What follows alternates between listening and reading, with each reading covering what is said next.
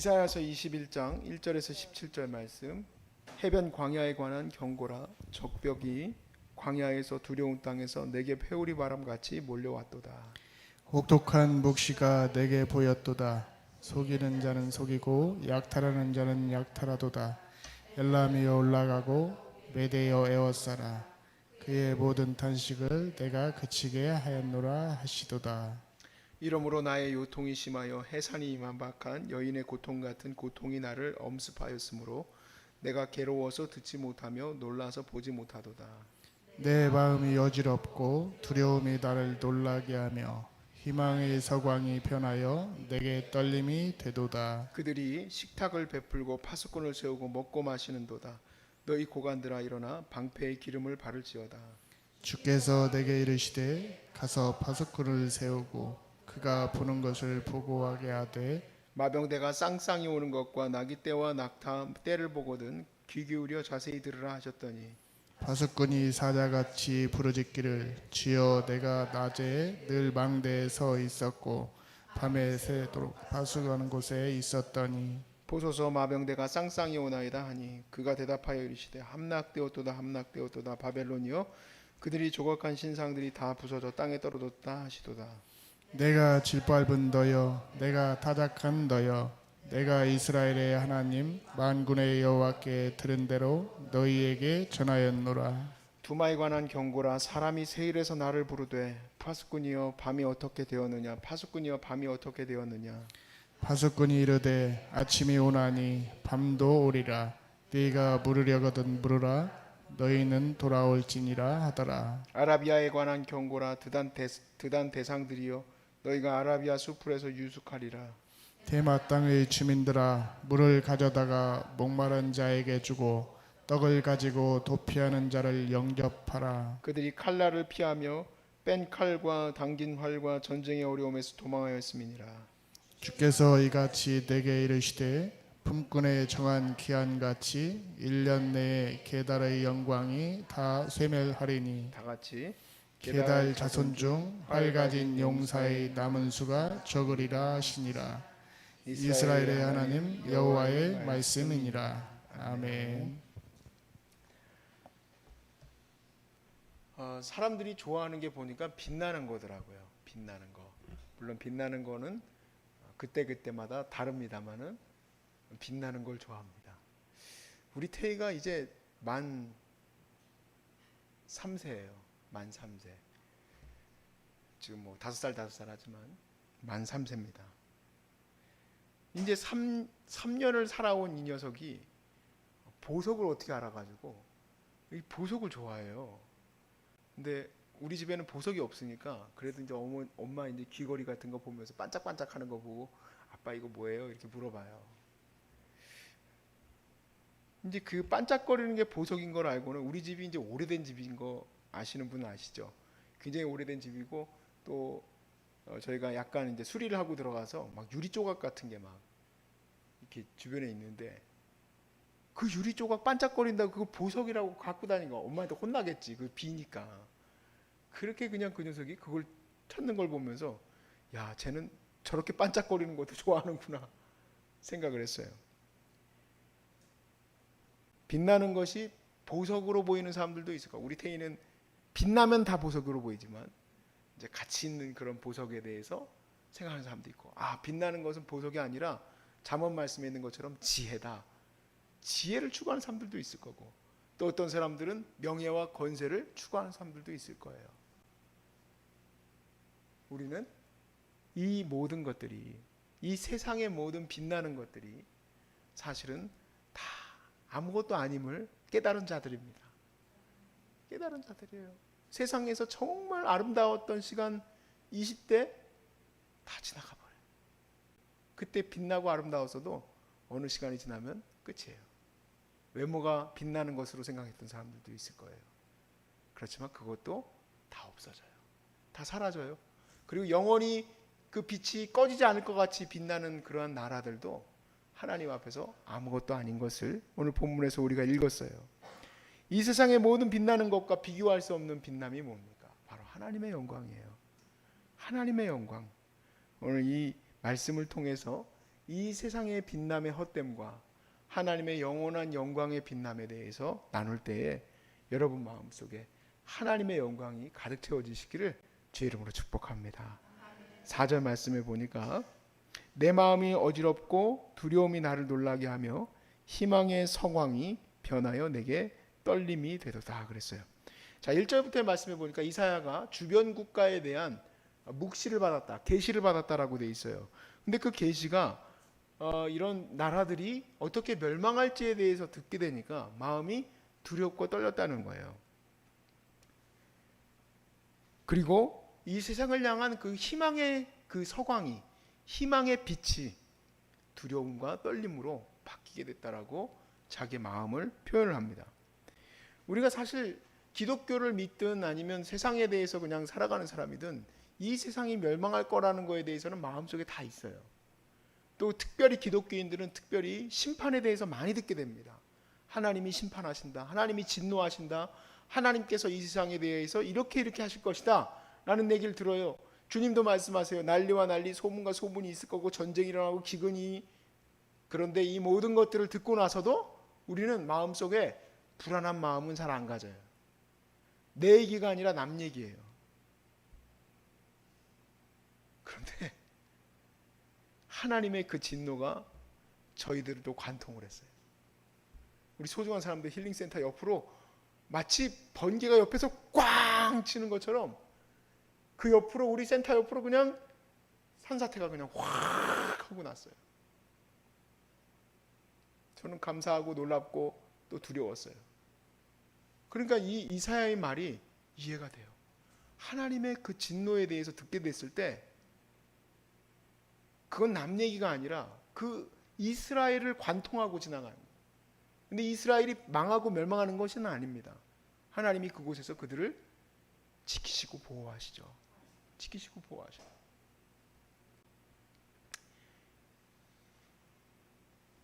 여러분, 우리가 이번에 한번 그걸 느껴보고 나니까 샨사댐 그런 거, 아유 샨사댐 뭐 많이 힘든가 보다. 중국 사람들 이재민이 5천만 명이라고 그랬는데 여러분 놀라는 사람 별로 없었어요. 5천만 명? 뭐 어떻게 이재민이 되려나? 이렇게 되면 이재민 되는 거예요. 이렇게 되면.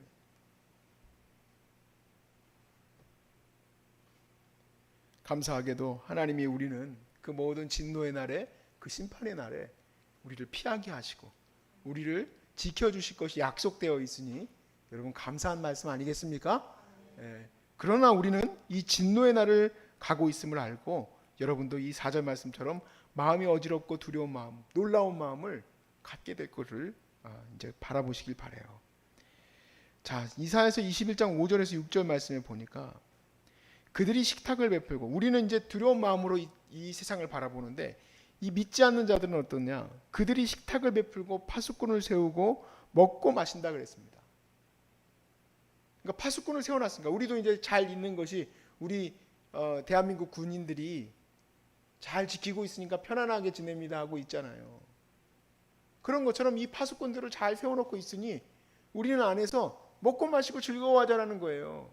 게달이든 뭐 바벨론이든 오늘 본문에 나온 두로든 어느 나라든 간에 자기들의 파수꾼을 다 세워놨으니까 우리는 그 안에서 즐거워하자. 그런데 하나님은 경고해요. 고관들아, 너의 방패에 기름을 칠하라. 왜 방패에다 기름을 칠하냐면 전쟁에 나갈 때에는 기름을 칠해요. 그래서 창으로 찔렀을 때 방패를 받고 미끄러져 나가야 돼요. 살짝 이렇게 옆으로 비껴 나가야지. 이거를 방패도 다 나무로 만들고 그런 가운데 있었던 고대에서는 도움이 안 됩니다. 여기에 창이 꽂혀버리면 무거워서 들지를 못해요. 또 창이 꽂히고 이렇게 되면 이게 무거워서 들지를 못해. 그래서 삐껴나가야 돼. 이 말은 뭐냐면 너희들 그렇게 한심하게 놀고 있을 시간이 없어. 너희들 이제 전쟁을 준비해야 될 거야 라고 얘기하는 거죠. 주께서 내게 이르시되 가서 파수꾼을 세우고 그가 보는 것을 보고하게 하라. 파수꾼을 세운 곳에서 너희가 함께 봐라. 무슨 일이 있을지. 자, 7절부터 9절 말씀에 파수꾼들이 보게 될 것을 이제 기록해 놨습니다. 마병대가 쌍쌍이 오는 것과 나귀떼와 낙타떼를 보거든 기울여 자세히 들으라 하셨더니 파수꾼이 사자같이 부르짖기를 주여, 내가 낮에 늘 망대에 서 있고 밤에 새도록 파수하는 곳에 있었더니. 우리가 주야로 파수할 수 있습니까? 없죠. 그렇지만 그렇게 주야로 파수했을지라도 지금 네 눈앞에는 쌍쌍이 마차가, 쌍쌍이 부대가 너희 그 바로 나나 앞으로 그 위협이 오고 있음을 보게 된다 이 얘기입니다. 사실이죠. 파수꾼이 서 있어도 그 위협이 탱크를 몰고 들어오면 우리가 막을 수 있습니까? 지금 이때 그다음부터는 전쟁해야 되는 거지. 파수꾼이 서 있다고 뭐가 돼 있는 게 아니에요. 우리가 아무리 이 모든 것들을 잘 시설을 해놓아도 밀고 들어오는 거 막을 수는 없어요. CCTV 아무리 댐에다가 갖다 설치해 놓으면 뭐합니까? CCTV만큼 파수 잘하는 게 어디 있겠어요.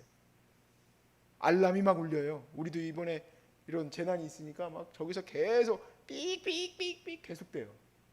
삑삑 되면 어쩌라는 얘기예요. 너무 내가 감당할 수 없는데 지금 상황은. 진짜 우리가 지금 현실로 눈으로 보고 있지만 영원히 멸망할 것 같이 안 보이는 중국, 일본, 미국, 그들의 영광은 하나님 손에 다 있는 거예요. 영원히 영광이 멸망하지 않는 것은 없습니다. 그게 바로 이 세상의 영광의 운명이에요. 이 세상의 영광의 운명. 16절에서 17절 말씀을 보세요. 주께서 이같이 내게 이르시되 품꾼에 정한 기한같이 1년 내에 게달의 영광이 다 쇠하리니 게달 자손 중 활 가진 용사의 남은 수가 적으리라 하시니라. 아마 게달의 용사 중에 활 가진 용사들이 많았겠죠. 많았다는 얘기예요. 이스라엘의 하나님 여호와의 말씀이니라. 그러면은 우리가 이제 세상의 영광은 이렇게 쇠할 것을 뭐 말씀이 아니더라도 예수 믿는 사람들은 다 마음에 갖고 있는 것인데 하나님의 영광은 그럼 무엇이냐? 이것을 우리가 한번 나눴으면 좋겠어요. 이 본문이 계시록으로 넘어가면 그대로 그 메타포가 그냥 같이 넘어갑니다. 그래서 이 세상을 바벨론으로 그냥 딱 묶어버려요. 지금 오늘은 이제 게달도 나오고 바벨론도 나오고 드로도 나오고 여러 나라가 나오지만 이것이 그대로 계시록에서는 하나의 메타포로 딱 연결돼서 이 세상은 큰 성 바벨론으로 묘사가 됩니다. 그리고 그 큰 성 바벨론과 함께 비교되고 있는 성이 있죠. 바로 새 예루살렘 성이에요. 이 새 예루살렘 성은 어떤 영광을 비추고 있는지 보십시오. 21장 10절에서 11절입니다. 계시록 같이 찾아보세요. 계시록 거기다 한번 타입 한번 쳐주시면 좋습니다. 몇 장 찾으라고. 21장 10절에서 11절.